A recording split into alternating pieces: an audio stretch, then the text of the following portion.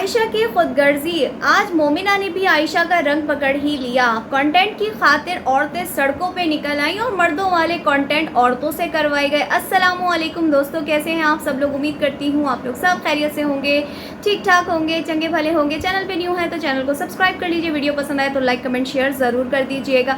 सबसे पहले बात करेंगे आयशा और मोमिना के हवाले से कि आज आता है उनका ईद व्लॉग्स। बड़ी कोई अहम चीज़ है इनके लिए, हर वक्त शॉपिंग शॉपिंग शॉपिंग। ईद हो, बकरा ईद हो, कोई भी इवेंट हो, इनका शॉपिंग करना लाजिम है। शॉपिंग करते करते ये दोनों ख़वातीन इतनी खुदगर्ज हो गई कि अपने साथ मौजूद रिश्तों को भी इग्नोर कर बैठी।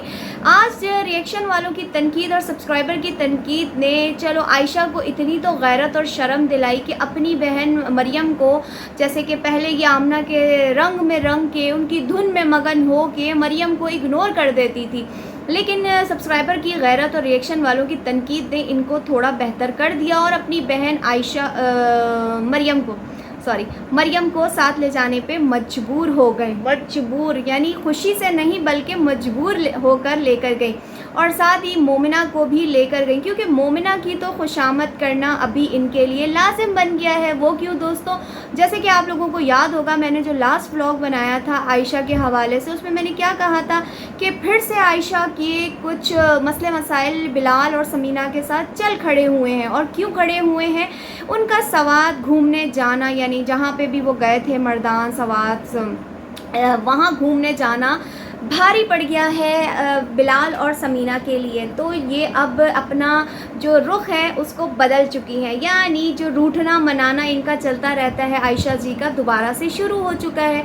देख सकते हैं कि जो आज भी ब्लॉग आया उसमें भी समीना और बिलाल नहीं थे।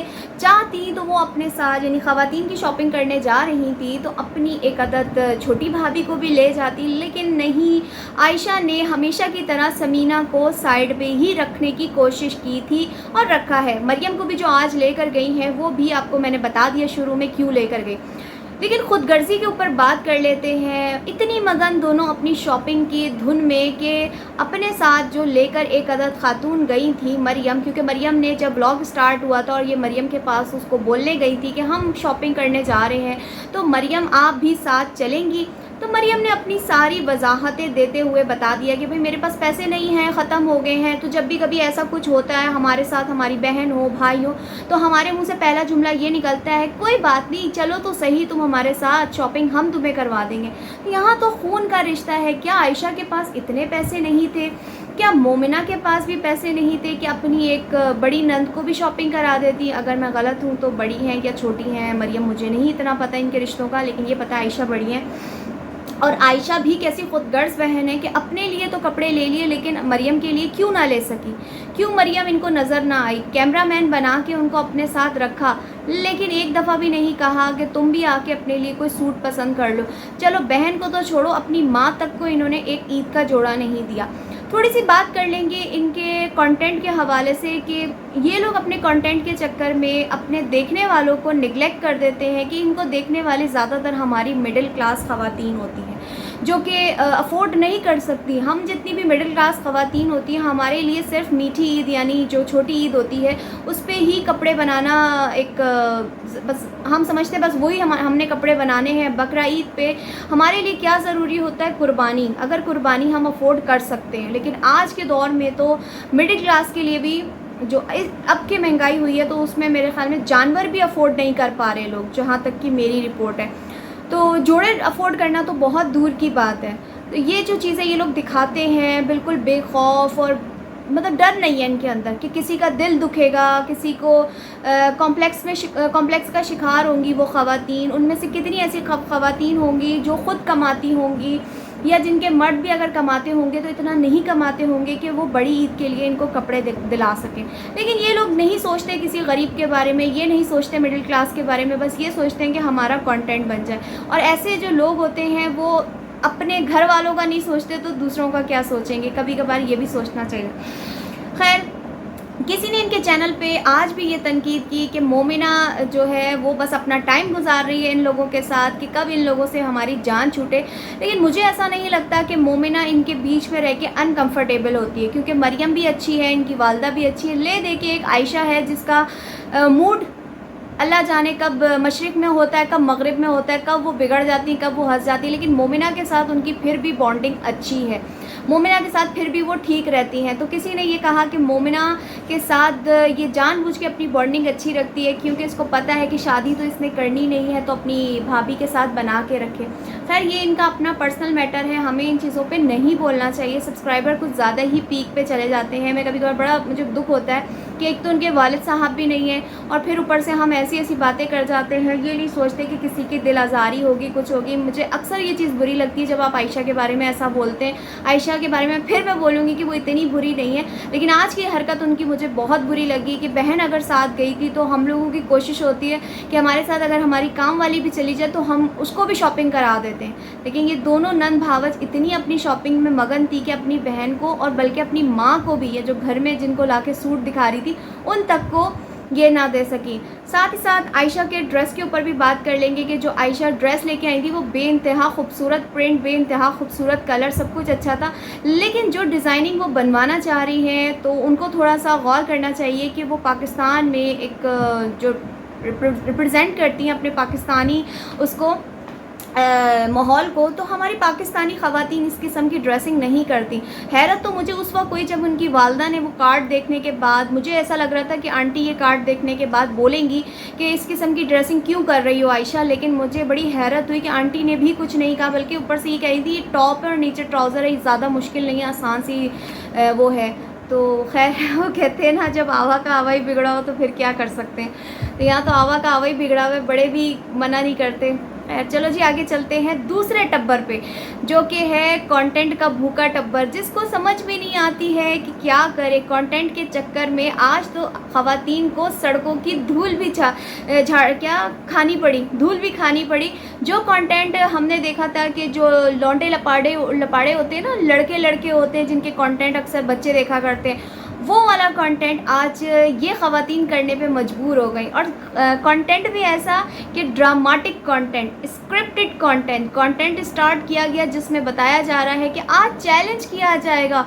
और क्या होता है कि गुलरेज साहब ख्वाब देख रहे होते हैं और बैठ के जो किंजा है वो उठा रही होती है, कैमरे से शूटिंग हो रही होती है। यानी आज तो इन्होंने सच बता दिया कि जो हमारी फैमिली व्लॉगिंग होती है वो टोटली एक ड्रामेटिक कंटेंट पे मबनी होती है, लोगों को एंटरटेन करने के लिए।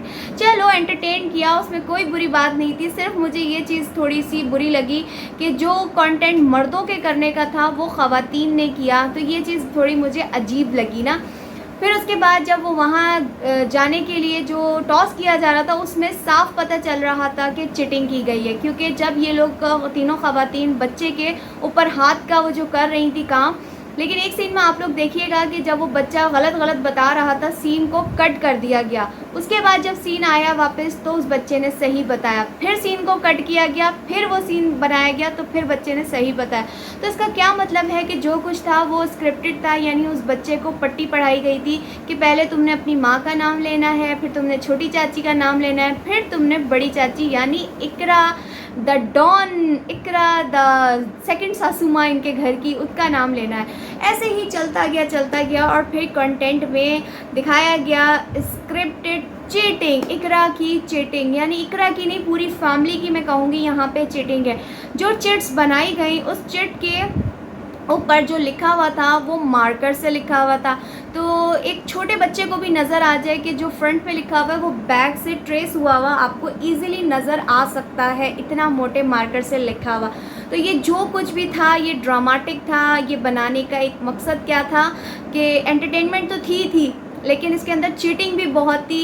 एज़ यूजुअल घर की सरदार, द डॉन ऑफ फैमिली, इकरा को ही जिताना था और आखिरकार इकरा को जिता दिया। इस वीडियो के अंदर सबसे मज़ेदार जो कमेंट था ना वो मुझे पढ़ के बड़ी हंसी आई, दिल के करीब मेरे कमेंट है वो, मैं खुद ऐसी दिल रखने वाली हूँ, लेकिन वो पढ़ने के बाद मुझे बड़ी हंसी आई कि लोग कैसे इन लोगों से एक्सपेक्ट कर लेते हैं कि ये किसी गरीब का भला सोच सकते हैं। जैसे कि आप इकरा के मुँह से सुना कि 1000 रुपीज़ बच गए हैं, अब हम 1000 रुपीज़ से आइसक्रीम लेके जाएंगे, फैमिली को भी खिलाएंगे, ख़ुद भी खाएंगे और इन्जॉय करेंगे।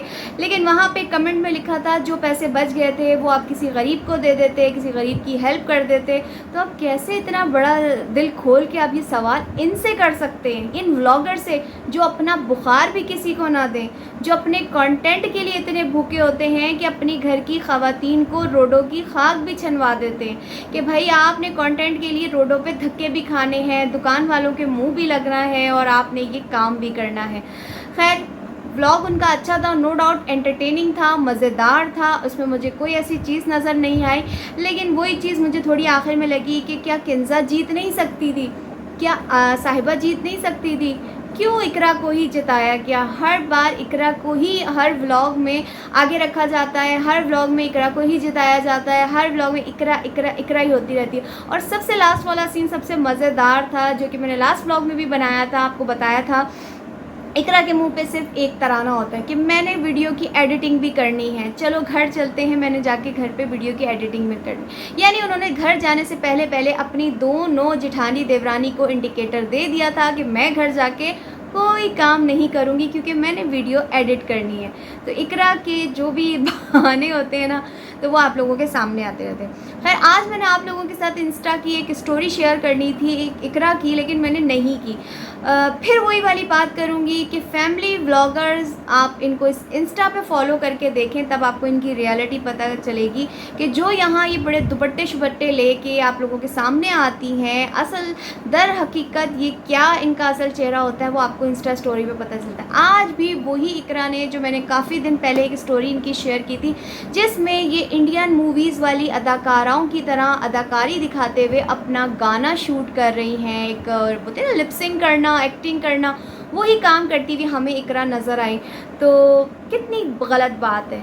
इनको इनके जेठ भी देखते होंगे, देवर भी देखते होंगे और इनके ससुर भी देखते होंगे, क्या सोचते होंगे कि ये वही मेरी बीवी है, सॉरी बीवी तो नहीं, ये हमारी वही भाभी है, ये हमारी वही बहू है, ये हमारी वही बहन है जो बड़ी दुपट्टे लेके हमारे सामने आती है और स्टोरी के अंदर अपनी अदाएँ दिखा रही होती है। अस्तगफिरुल्लाह, अल्लाह पाक ऐसी ख़वातीन को हिदायत दे और बस इनके लिए यही दुआ कर सकते हैं। ये था मेरा आज का छोटा सा एक रिएक्शन। आई होप आप लोगों को पसंद आया तो लाइक कमेंट शेयर ज़रूर कर दीजिएगा, दुआ में याद रखिएगा। अल्लाह हाफिज़।